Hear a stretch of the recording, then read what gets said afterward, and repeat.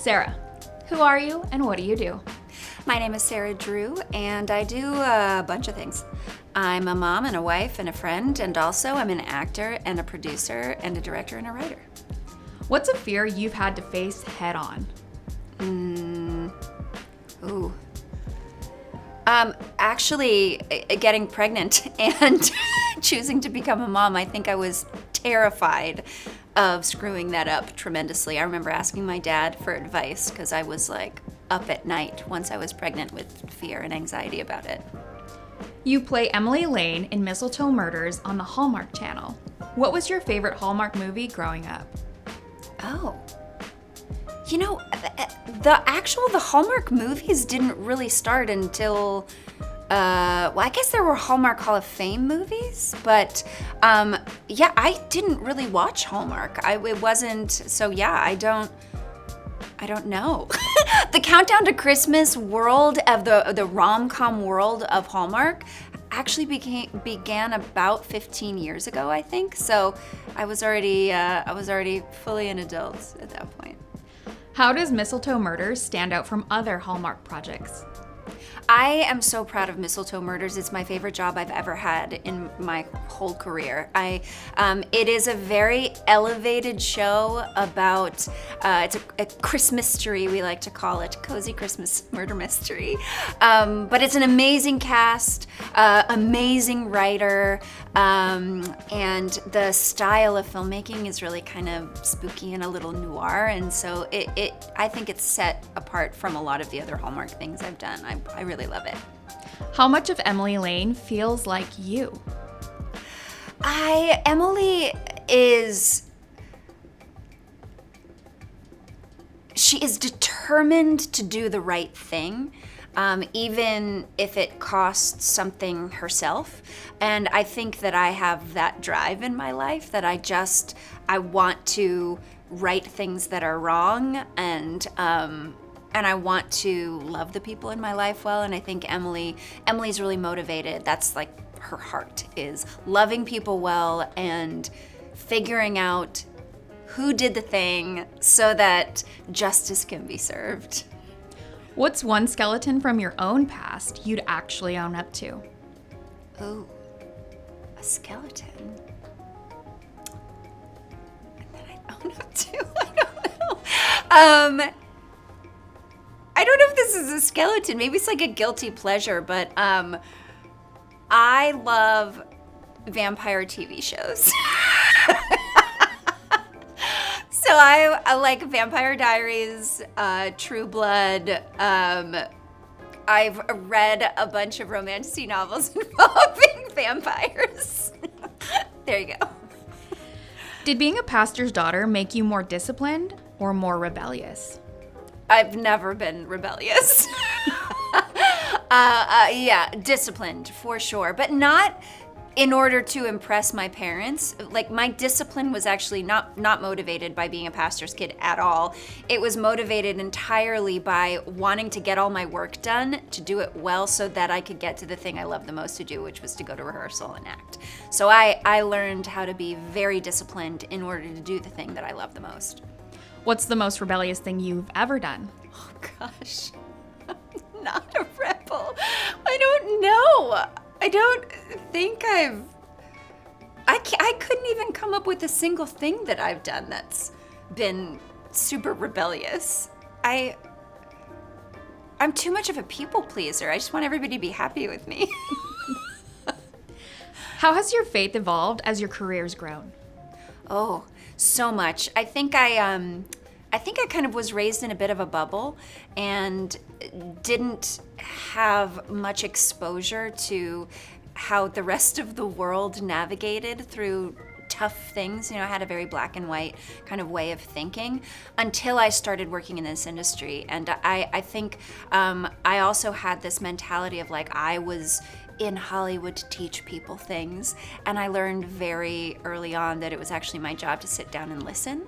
My faith has grown in that I see God everywhere and in everyone, and I think I had a very specific, narrower box of how God could be and was before that. So I I thank the community of Hollywood and theater and all of these incredibly beautiful, wonderful, colorful people that have that burst my faith into the colors of the rainbow instead of just black, white, and gray.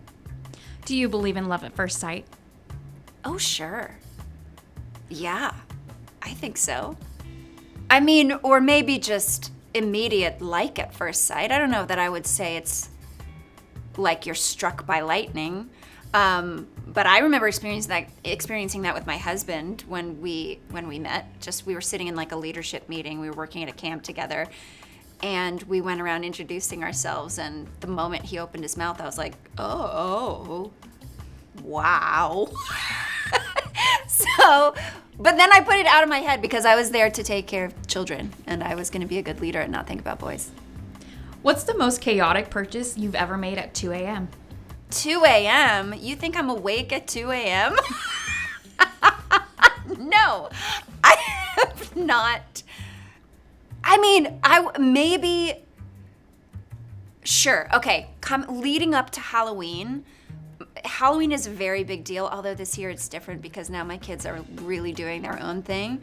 But for the last probably 10 years or so, I have made so many chaotic Amazon purchases in order to craft a character from like a million different, generally steampunk related items on Amazon. So yeah, at most Halloweens, I am like, the UPS store.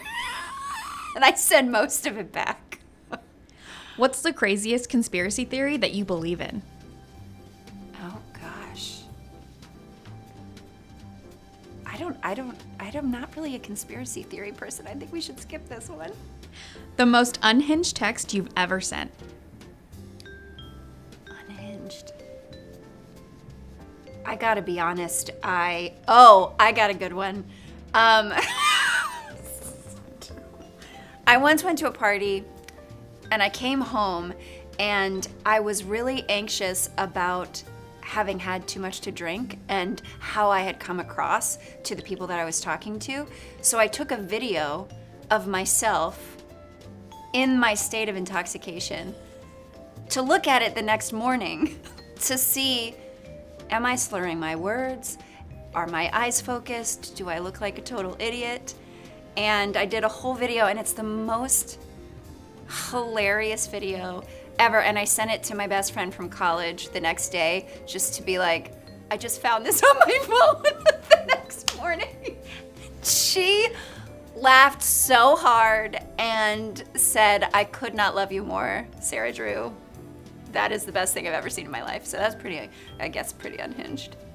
What's your biggest toxic trait? Oh, toxic trait.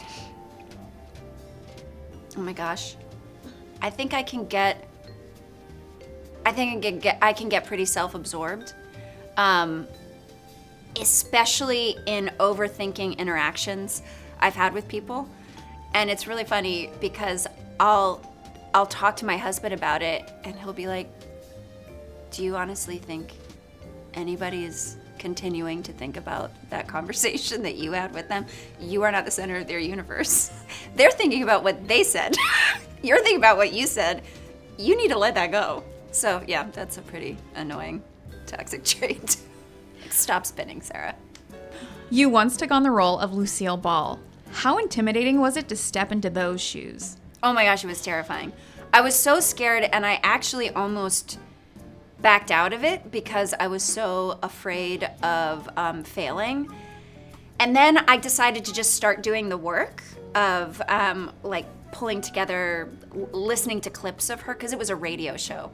And then I started practicing it and I recorded it back, and I realized actually I have a knack for listening to somebody's accent and the way that they talk in the world and recreating it. So I think I had to kind of get over the hump of fear about that, but then I wound up being able to really find her voice. It was pretty fun. How did you honor Lucille while making the role your own?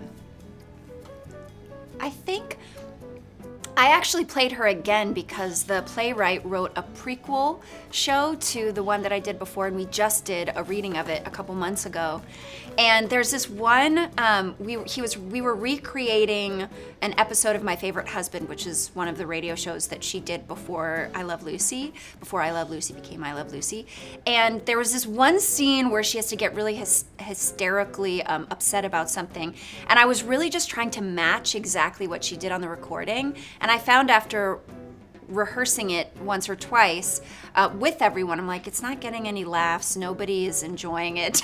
I'm not enjoying it.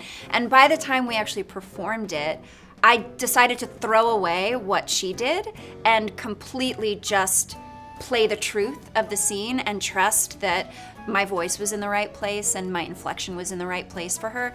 And it ended up getting huge laughs. And that was, so it's really about like taking her essence, practicing it, listening to it enough to then be able to forget about it and actually play the scene. What was your first real I made it moment? Oh. Do you know, it's funny.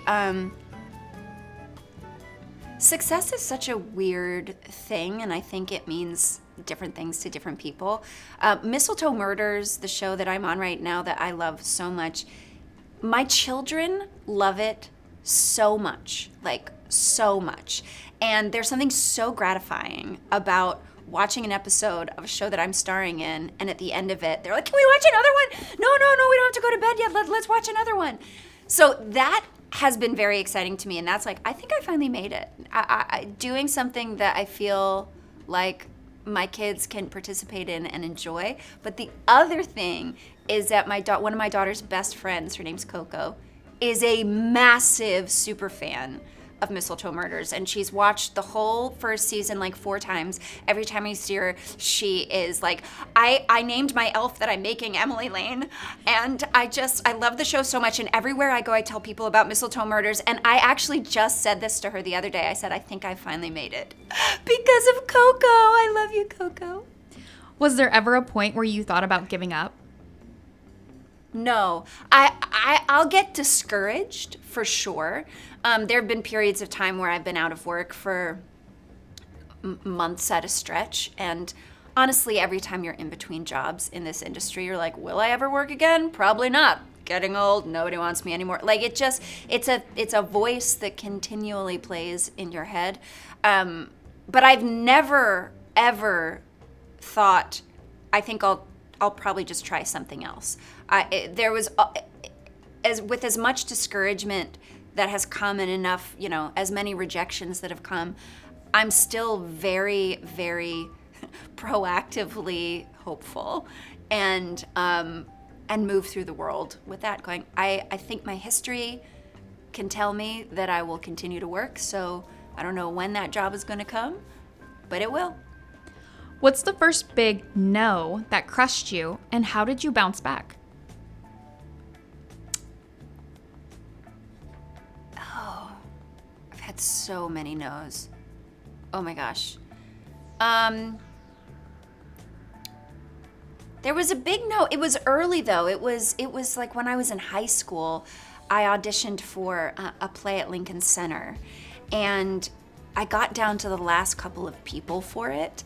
And I went to callbacks in New York and all this stuff, and I was probably 13 or 14, something like that, and I didn't get it. And I remember feeling so crushed by that, but it was so early in my career. I hadn't had enough time to get enough no's to really know that this was going to be my future, that I would just have no's forever. And that the few yeses I would get would be the beautiful path I was supposed to take. So it didn't occur to me to lie down and roll over. I think it was actually harder on my parents. I remember my dad, every time we went back into New York over the next 3 years, would always be like, remember that time when you almost got that show at Lincoln Center? And I'd be like, well, I sort of remember it, but it's over and done, and I have moved on to many other things, so I'd rather not think about that thing I didn't get, And I remember telling him that many years later, just, can we not talk about that anymore? So yeah, I don't know. You just realize real early on in this industry that you're gonna get 99% no's, and you can't let it wound you. How did Grey's Anatomy come into your life? Oh, Grey's. Let's see, I had done 2 episodes on Private Practice as a totally different character, not as April Kepner. And so that was my introduction to Shonda Land and to Shonda Rhimes. And I wound up auditioning for her pilot that she did that next year, a couple months later, and I was cast as a series regular in the pilot. It's called Inside the Box. It was so cool, it was so good. It didn't get picked up. So I had worked with her on that pilot, and then this role on Grey's. The funny thing too about Grey's is that she offered me this role of, there's a character at the end of season 5 and beginning of season 6 who George O'Malley pushes out of the way, and he ends up getting hit by the bus and saves her life. That was the role I was originally offered. And it was just Shonda saying, hey, come, you want to come play for 2 episodes? And I couldn't do it because I had some other work thing and it didn't work in my schedule. So then a couple months later, she called again and was like, I have this other 2-episode arc. Do you want to come play again? You know, we'd love to have you on the show. So I went to just do 2 episodes. My character went on the show to get fired. And I played those scenes, played the episodes, went on about my life, went and did Glee and Mad Men and Supernatural and, you know, guesting all over the place. And then the morning after my firing episode aired, my team called and said, they want to bring you back and it might turn into a series regular gig. And I was like, oh, okay, awesome. And then cut to 9 years later, I had 9 wonderful years on that show. Was joining such a huge cast intimidating? Oh yeah, but you know, what was kind of great is that I only went for those 2 episodes. So my attitude walking into it was, I'm so happy to be here. This show is so amazing. I'm so happy to play for 2 episodes, but I didn't have a lot of attachment to it or a sense of this is my new home in any way. I had been guest starring everywhere for the last couple of years leading up to that moment. So I really treated it as just the way I treated every other guest spot I went into.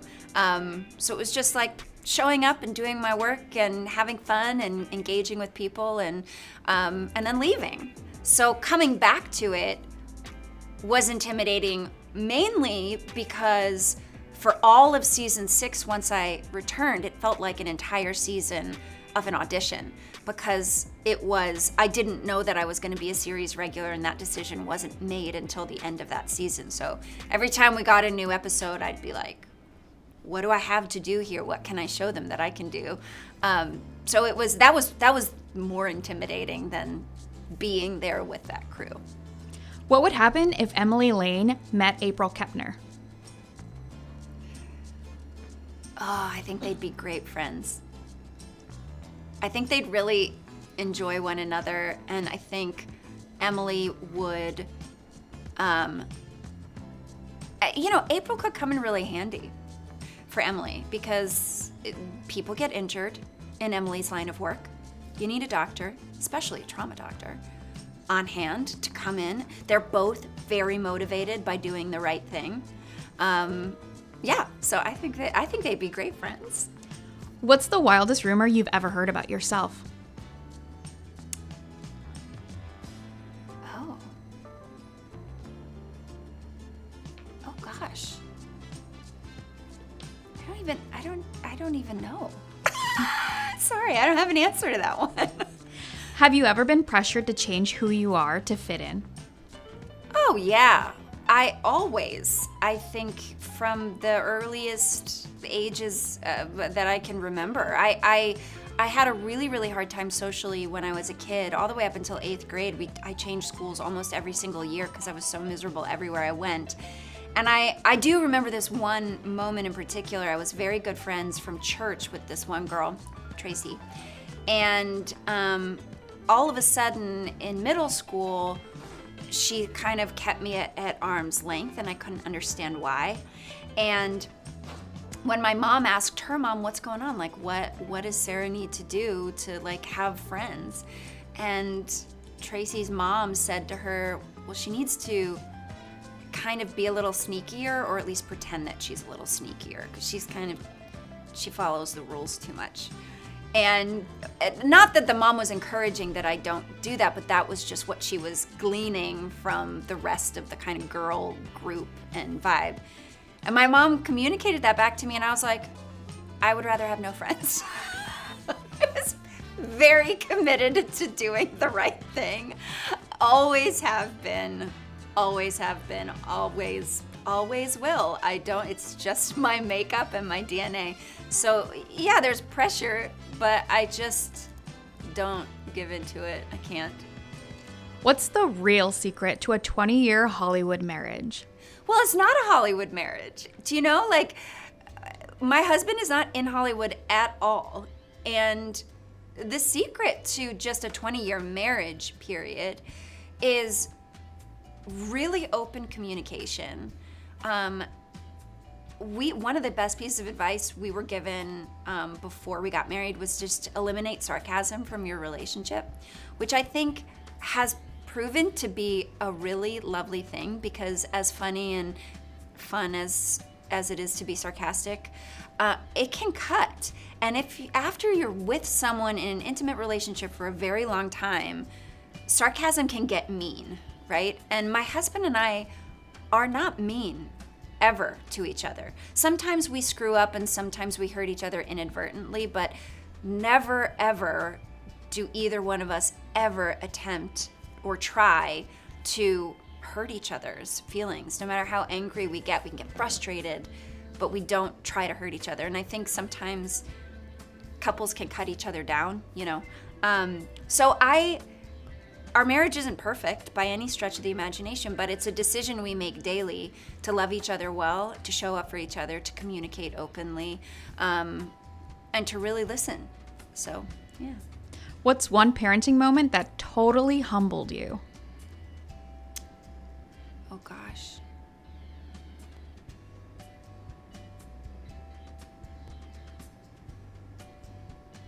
Oh, what do I want to share is the thing.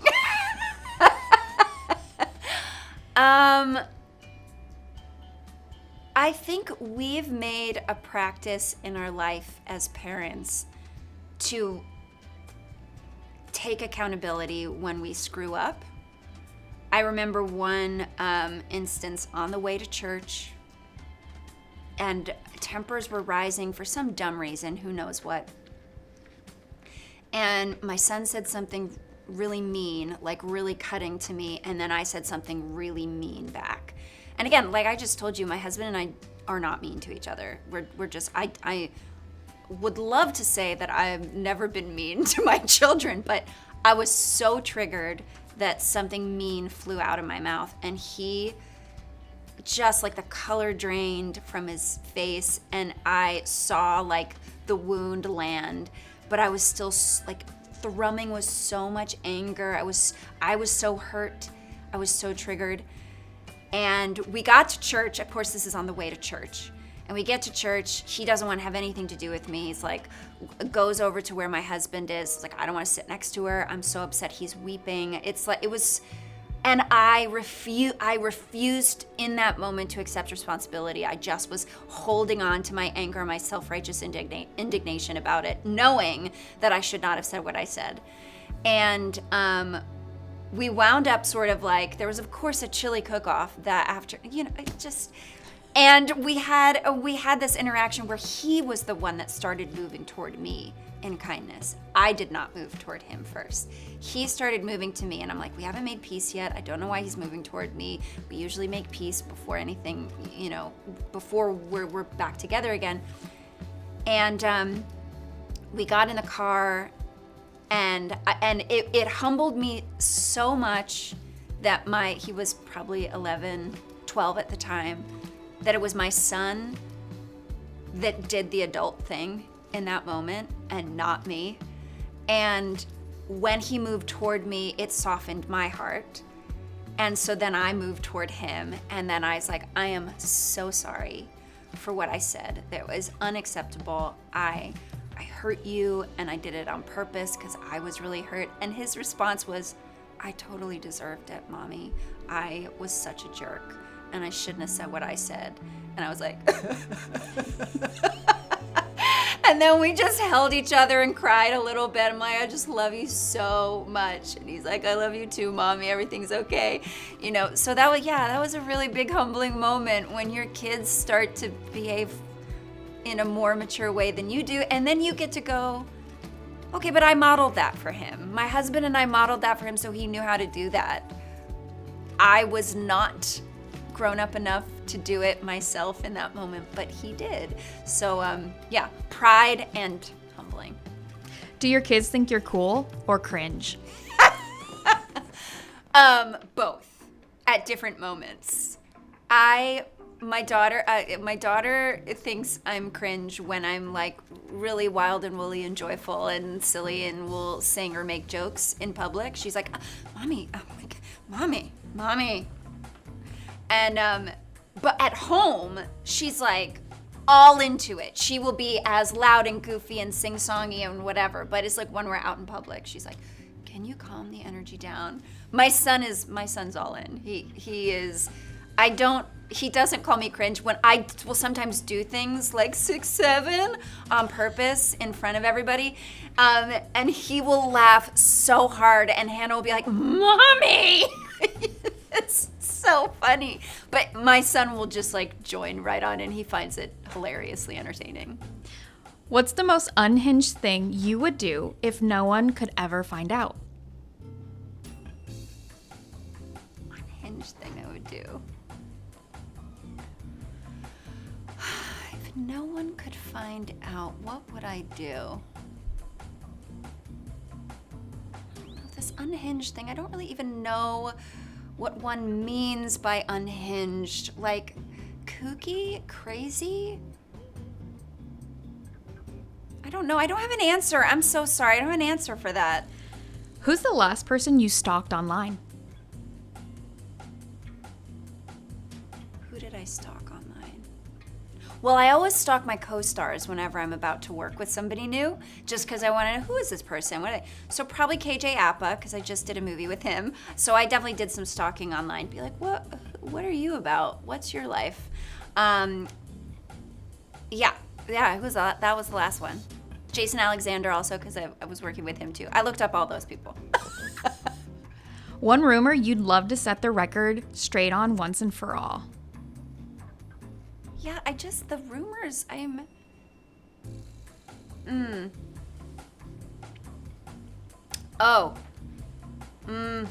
think I can say that.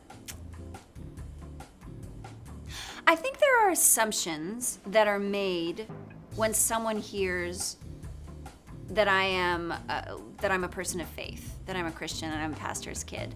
There's an assumption that, she must be like goody two shoes, or she must judge everybody that doesn't do exactly all the things that she does or whatever. And I guess I would love to squash that rumor. I mean, I don't know that it's a rumor, but the misconception. I think people of faith come in all different shapes and sizes, and I don't like people making assumptions about who I am or how I'm going to feel about a person or about their lives or anything outside of knowing me. I don't want anyone to jump to any kind of conclusions. What do you want the viewers to know? So this kind of relates to everything that I choose to do in my work and in my life. The projects I choose to tell, the stories I choose to tell, the characters I choose to play, the way that I try to show up as a leader, as a producer, as a writer, and it threads through all those different elements of, I think, my identity in a big way. But I want people to feel less alone in the world. I want the stories that I tell to make people go, I see myself. I'm not alone going through this. I can feel my feelings in this safe space. I want people to know that they're loved and that they matter and that they belong, and that they're not alone. Yeah, so that's what I want people to know. What's your rating of The Sit? 10 out of 10. What? Oh, well, okay, I guess we're done. Are we done? Okay.